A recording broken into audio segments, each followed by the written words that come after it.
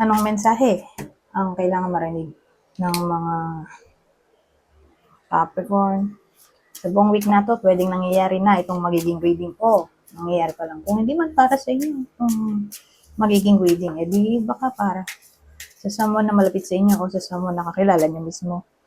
Baka may lumabas na gender mamaya, gawin nyo na lang energy, masculine at feminine energy. Pwede rin naman na huwag nyo na pansinin yung gender. Hindi ko masasabi kung anong magiging reading, kung positive ba o negative. Depende sa kung anong mag-pick up kong energy. Walang masama kung papanorin ang sun, moon at rising sign. Kasi baka alin man sa mga yan ay mag-resonate na sa sitwasyon nyo. So, anong bida natin dito? Lalaki. Lalaki, regardless kung introvert o extrovert, basta yung itsura niya, lalaking tao. Pwede rin to sa babae. Pero, kung extrovert siya. Okay? So, maglalaro yung edad nito mga 19. Ay, anong edad ba to? Mga 30 pala. 30 to 39 years old. So, kunin nyo lang yung info na sa tingin nyo ay fit sa inyo. Kung di man to fit sa inyo, edi tatama tong description natin sa someone na malapit sa inyo, kakilala o idol. So, yung taong to ay possible single, byudo, o pwede rin tong ex ng iba sa inyo.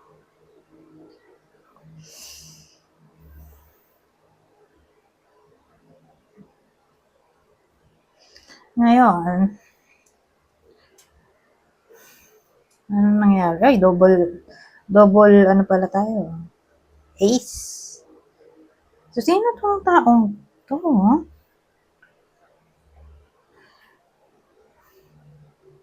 Anong connection niya? Pero,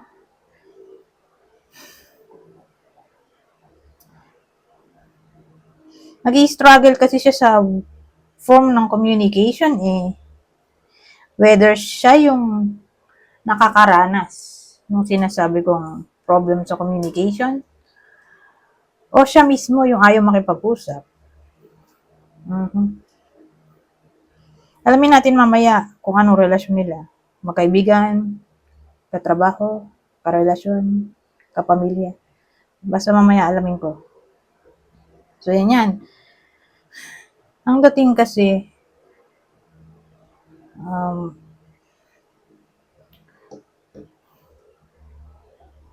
kung ganun nga na meron, existing na o mangyayari pa lang yung problem sa communication, maganda yung dulong card. Kasi may spark, opportunity, potential na maaring mangyari. So, alamin natin anong klaseng opportunity to.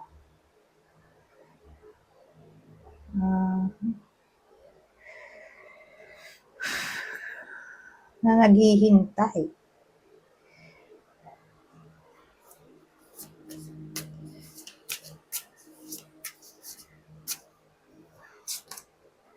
Oh, wow. Knight of Water. O water.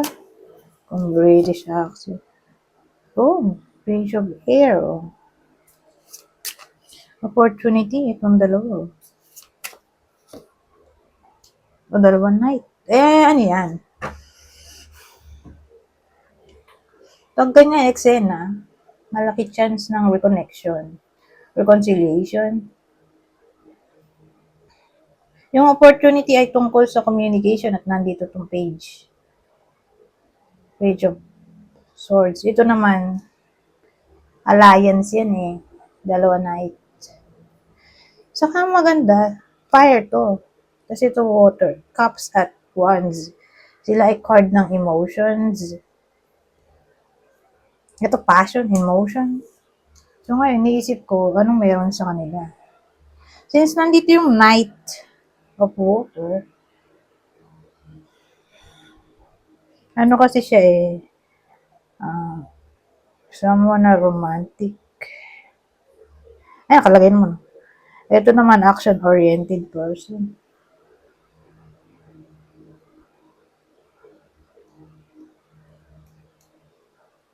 Ito, taong curious. Laging curious. O, nag-i-spy. Mga relationship to. All about relationship. Since wala naman tayong pentacles dyan, na pwedeng magpa-conflict para masabi natin na baka work yan.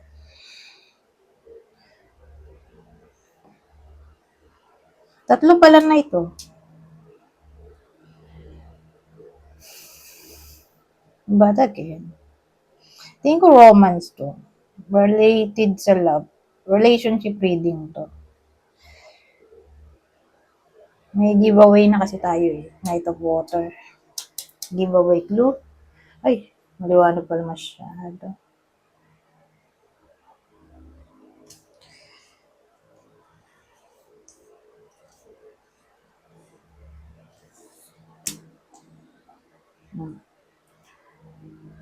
So, ngayon,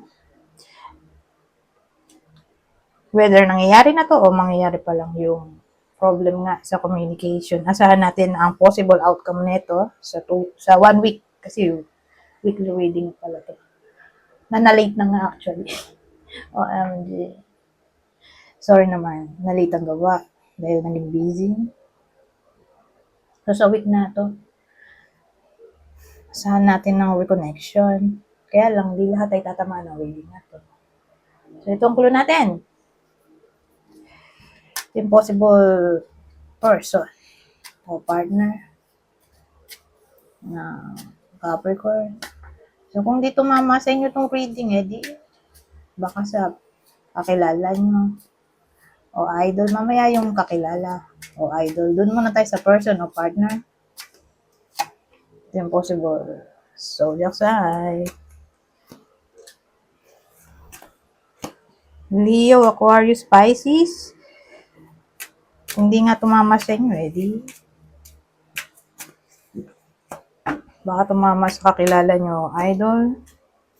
Pisces ulit. Virgo.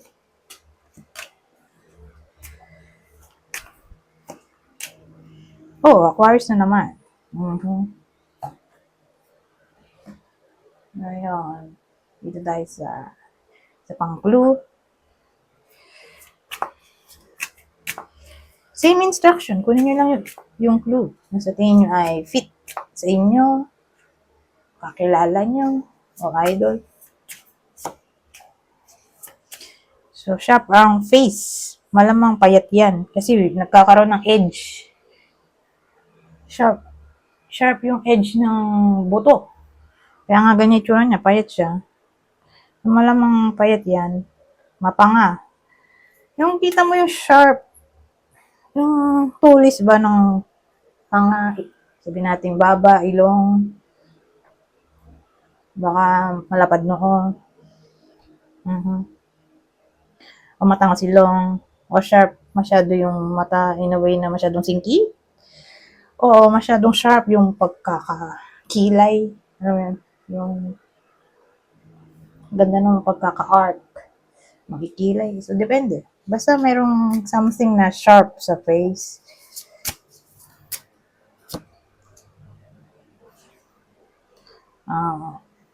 Kung lalaki, may balbas o bigote o both. Red lips po. So, yung babae ay mahilig sa red lipstick.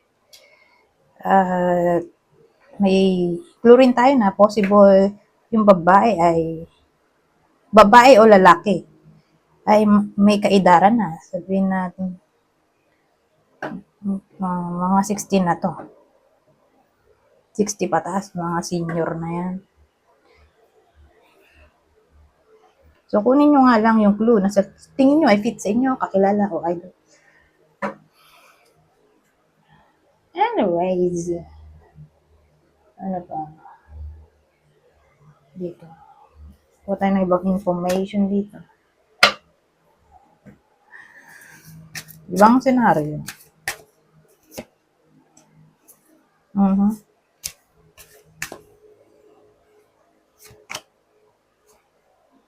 Mm. So, sabihin natin na nangyayari na to o mangyayari pa lang. Na parang nalilito kayo dito. Ito kasi yung card ng confusion. Kaya siya spiral. Spiral dance. Hindi mo alam kung saan direksyon ang tatahakin mo. Hindi ka makapag-decide. So, more like confusion or indecision. So, kung sakaling ma-experience nyo to o na-experience na, don't worry. Dahil kakaroon na ng clarity dito. Pag nakita ko to, mukha itong ano eh. Justice. O Venus. Na magkakaroon na ng fairness. Balance. Ayan. O clarity. So, don't worry. Maayos na ang problema, in short. May sagot na. Ganyan. Sa mga tanong na hindi masagot. O, literal na may kalinawagan na. Kalinawagan. Kaliwanagan. Anyways, ito, pangalawa. Stillness. Patience. Stillness. Ito naman, the shadow queen, acquiring knowledge, insecurity, manipulation.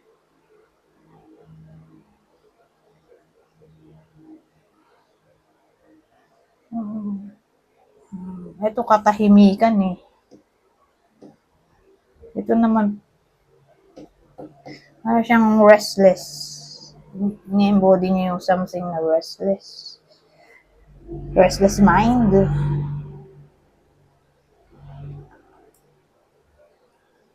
So, ang dating sa akin,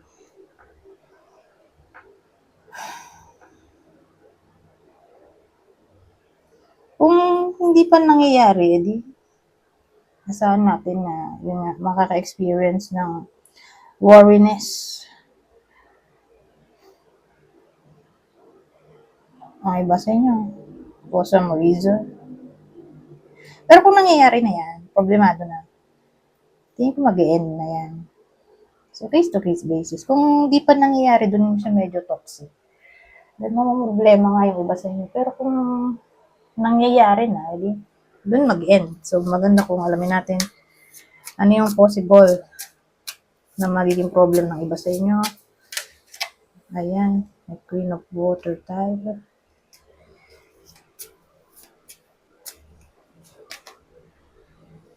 Nine of Earth.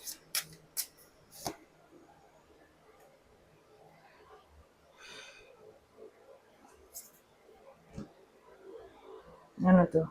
Awaken. Ano nga ba to? Hangman. Ano yung pwede niyong problemahin? So, ang tatamaan ng kwento na to ay babae. Babae. So, kunin nyo lang yung description na sa tingin nyo ay fit sa inyo. Kung di fit, di baka sa kakilala nyo to tatama. Okay? So, i-describe ko naman para malaman nyo kung tatama ba sa inyo tong description o hindi. O ito yung sa person nyo. Description ng person nyo. So, babae.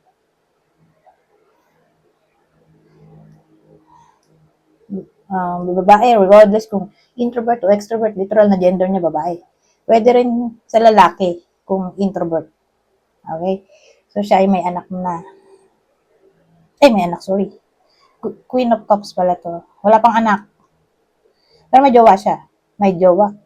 Walang anak. Hindi rin kasal. Okay? Pwede rin mga 40. 40 to 59 years old. So, again, kunin nyo lang yung info, nasa tingin nyo fit sa inyo, sa kakilala nyo, o idol. Okay? Kasi kung dito mag-fit sa inyo, di baka dun nga sa kakilala nyo, o idol.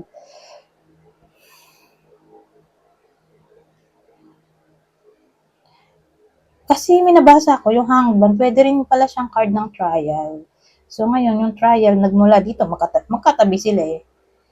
Ito yung contentment o luxury. Independence. Yan yung problem. Magiging problem. Okay? Sense of contentment, satisfaction, independence, self-reliance, at money. Kasi pentacles yan. So, may promotion. Nilalakad yung promotion. Malabo yan. For some reason, makaka-encounter ng problem doon sa nilalakad na promotion. Nag-a-apply yung iba sa inyo. Tapos, ang ina-applyan niya ay bigatin na work.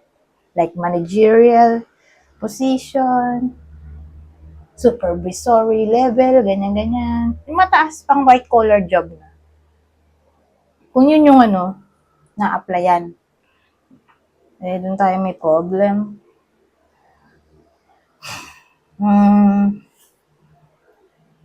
Pero ngayong week lang naman to. Hindi naman to forever, di ba? 1 week lang to.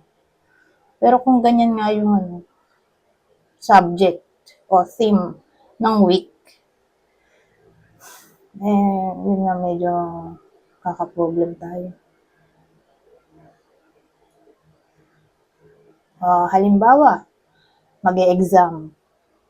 Ayan, kasi yung iba kasi, para ma-promote, kailangan nila mag-exam. So, sa to say, baka alanganin yung score. So, since nakikita na natin yung possibility ng future, kung mag-exam, ayun nga, lalo na yung mag-take ng exam for application o promotion. Kailangan mag-aaral, doble ng aral para pumasa.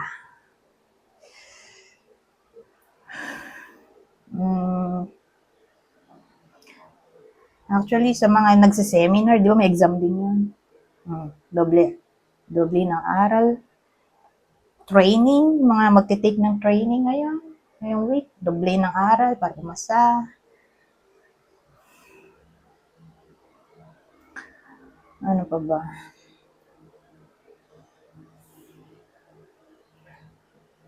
Training, seminar. Pwede rin to sa anything na may kinalaman sa luho. Baka di mabayaran yung utang. For some reason, alam mo, may umutang sa inyo, magbabayad ba yan ngayong week? Medyo alanganin tayo. Either hindi magbabayad o half lang yung mababayaran niya. So, yun yung problem. Pwedeng kaharapin ng iba.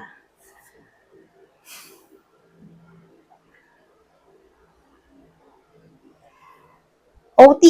Halimbawa, nag-OT yung iba. Arawan yung bida, halimbawa. O kakilala niyo, arawan yung trabaho niya.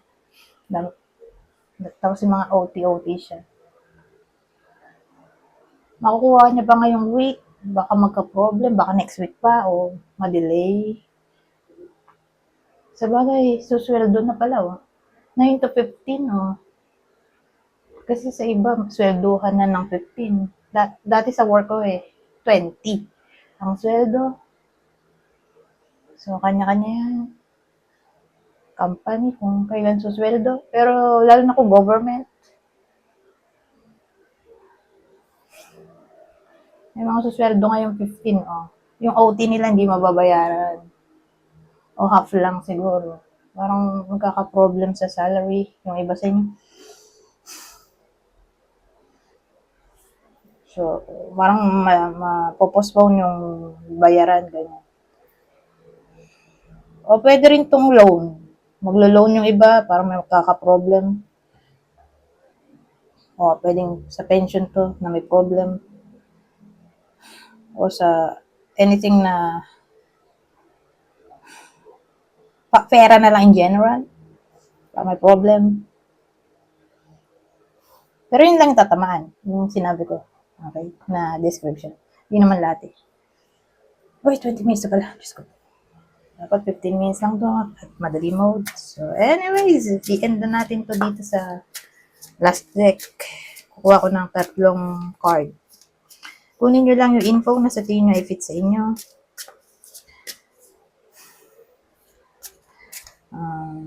Basahin ko na lang para mabilis. General advice na to sa buong week. Love language, quality time, be the witness to each other's lives. Proposal, ito maganda. Para sa mga single. O, pwede engagement na to. Your romance is about to evolve and level up.